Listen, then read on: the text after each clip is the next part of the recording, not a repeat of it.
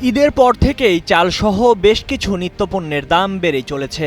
গত এক মাসে সব ধরনের চাল, আলু, দেশি পেঁয়াজ, টমেটো, বেগুন, করলা ও সোনালী মুরগি এই ৭ পণ্যের দাম খুচরা পর্যায়ে সর্বোচ্চ ১৩৩% বেড়েছে। পণ্যের দাম নতুন করে বাড়লেও বাড়েনি মানুষের আয়, তাই বাজারে তারা যেন অসহায়।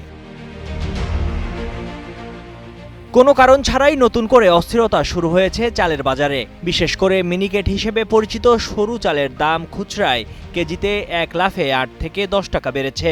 এটি মূল্যস্ফীতিকে নতুন করে উস্কে দেওয়ার ঝুঁকি তৈরি করেছে। মোটা চালের দামও কেজিতে নতুন করে ৩ থেকে ৫ টাকা বৃদ্ধি পেয়েছে। বিক্রেতারা বলছেন, গত ২ সপ্তাহে মিল পর্যায়ে মিনিকেট চালের দাম অস্বাভাবিক হারে বেড়েছে। এর প্রভাবে খুচরা ও পাইকারিতেও দাম বেড়েছে। চাল কল মালিকদের দাবি, বাজারে মিনিকেট চালের ধানের সংকটের কারণে বাড়তি দাম দিয়ে কিনতে হচ্ছে। উৎপাদন খরচ বেড়ে যাওয়ায় চালের দাম বেড়েছে।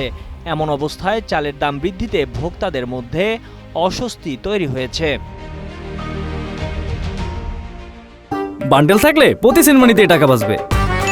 বিকাশ সেনমানি বান্ডিল কিনে জিতুন প্রতি লেনদেনে। কারওয়ান বাজারের মেসার্স মান্নান রাইস এজেন্সির মালিক আব্দুল মান্নান তালুকদার কালের কণ্ঠকে বলেন, এই ভরা মৌসুমে চালের দাম বাড়ার কারণ না থাকলেও মিলাররা সিন্ডিকেট করে দাম বাড়িয়েছেন। গত বছরের তুলনায় এবছর মিনিকেট চাল কেজিতে ১৪ টাকা বেশি দরে বিক্রি হচ্ছে। এক বছরে মোটা চাল ব্রি ২৮ প্রতি কেজিতে ৮ টাকা পর্যন্ত বেড়ে বিক্রি হচ্ছে। নাজির শাইল চালও কেজিতে ১০ টাকা পর্যন্ত বেড়েছে।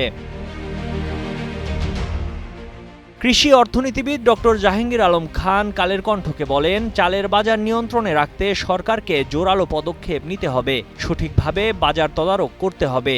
মজুদ যারা করছে তাদের শনাক্ত করে ব্যবস্থা নিতে হবে। খোলা বাজারে সরকারকে চাল বিক্রির কার্যক্রম চালিয়ে যেতে হবে। এদিকে বাজারে সরবরাহ কিছুটা কম থাকায় করলা, বেগুন, বরবটি ও পটল সহ বেশ কিছু সবজির দাম বেড়েছে। করলার দাম ৩৩ থেকে ৪৩% বেড়ে মানভেদে কেজিতে ৮০ থেকে ১০০ টাকায় বিক্রি হচ্ছে। বেগুন মানভেদে কেজিতে ২৫ থেকে ৩০% বেড়ে ৮০ থেকে ১০০ টাকায় বিক্রি হচ্ছে। বরবটি প্রতি কেজি ৮০ থেকে ১০০ টাকায় বিক্রি হচ্ছে। ময়ূখ ইসলাম, কালের কণ্ঠ।